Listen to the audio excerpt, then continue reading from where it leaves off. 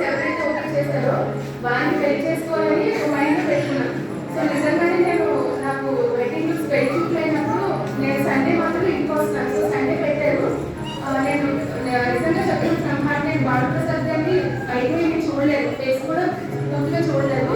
So నా పేరెంట్స్కి చెప్పాను, మీకు ఓకే అయితే మీరు ఓకే చేసేయండి, నేను అదే కదా పే చేస్తున్నానని చెప్పి.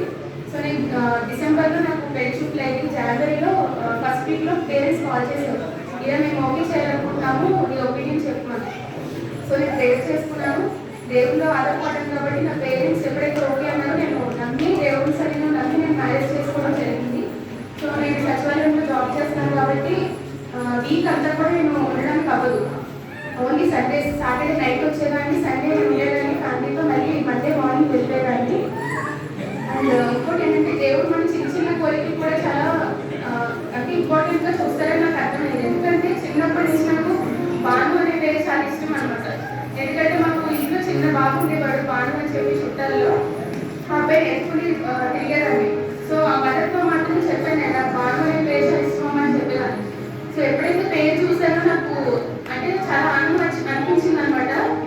అంటే చిన్న నేమ్ కూడా నేను ఏ పేరు కూడా నేను కాంప్రమైజ్ అవుతాను, కానీ బాను అనే పేరు కూడా దేవుడు నాకు యాడ్ చేసి ఇచ్చాడు. అది చాలా హ్యాపీగా ఫీల్ అయ్యాను.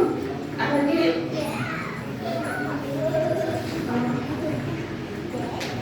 ప్రెగ్నెన్సీ కన్ఫర్మ్ అయింది.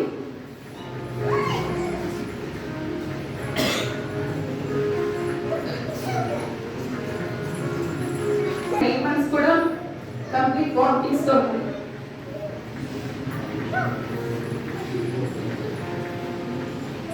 చాలా సివియర్ వామిటింగ్స్ తో సఫర్ అయ్యేదాన్ని.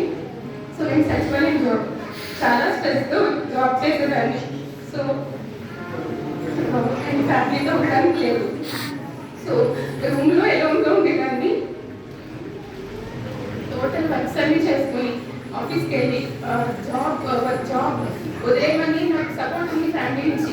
సో ఓకే, నీ హెల్త్ ఇంపార్టెంట్, ఈ టైంలో జాబ్ వదిలేదు, తర్వాత తెచ్చుకోవచ్చు అని సపోర్ట్ ఇచ్చారు. బట్ నాకు వదిలితే ఇష్టం లేదు జాబ్. సో నేను జాబ్ కంటిన్యూ చేశాను. అది ఒక ఛాలెంజ్గా తీసుకున్నాను. దేవుని సన్నిధిలో ప్రేయర్ చేసుకునేదాన్ని. 9 months కూడా స్ట్రగుల్ అవుతూనే జాబ్ చేశాను.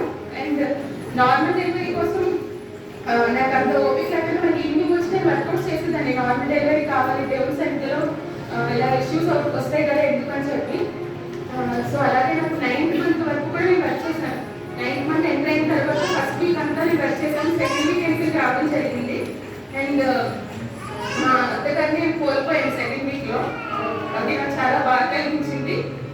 సెకండ్ వీక్లో నేను జస్ట్ అక్కడికి అంటే మా అత్తగారు నాకు కాల్ చేశారు, ఇప్పుడు నేను వస్తానమ్మా నేను చూడడానికి, ఇప్పుడు దాకా ఉండలేకపోయింది నీ దగ్గర, నేను వస్తాను, నేను చూసుకుని ఒక 1 week అని నీతో స్పెండ్ చేసి వస్తాను అన్నారు. అలా చెప్పి నెక్స్ట్ డే బ్రెయిన్ స్ట్రోక్ వచ్చింది అత్తగారికి. సో నేను చాలా స్ట్రగుల్ అయ్యాను. అండ్ ఏంటంటే నేను జస్ట్ మెడికల్ లీవ్ పెట్టుకుని ఇక్కడికి వచ్చేసాను ఇంటికి. మా అత్తగారు 1 week ఎక్స్పైర్ అయ్యారు. అది నాకు చాలా బాగుంటుంది. ఆ రోజు కూడా నాకు ప్రెగ్నెన్సీ టైంలో కొంచెం సీరియస్ అయింది. లాస్ట్ మినిట్లో పాప కళ్ళలో మానేసింది. సో మూమెంట్స్ లేవని చెప్పి హాస్పిటల్కి వెళ్ళాను. హాస్పిటల్ అడ్మిట్ చేశారు, నైట్ వరకు ఉంచారు. ఏంటంటే ఏదో స్ట్రెస్ పెట్టుకుంది మదర్, అందుకనే పాప కదలట్లేదని చెప్పడం జరిగింది. సో నేను మళ్ళీ ప్రేయర్ చేసుకున్నాను. ఆ నైట్ డిశ్చార్జ్ చేశారు, మళ్ళీ అంత బాగానే ఉందని చెప్పి. సో ప్రతి అడుగులో కూడా ప్రెగ్నెన్సీ టైంలో చాలా స్ట్రగుల్ ఫేస్ చేశారు. సో ఆ టైంలో నేను ఎవ్రీడే రూమ్కి వచ్చి ప్రేయర్ చేసుకునేదాన్ని. ఎలాగైనా ఇది ఎలా ఓవర్కమ్ చేయాలి, నా వల్ల అవ్వట్లేదు స్ట్రగుల్ అయిన టైంలో దేవుడు మాట్లాడడం జరిగింది.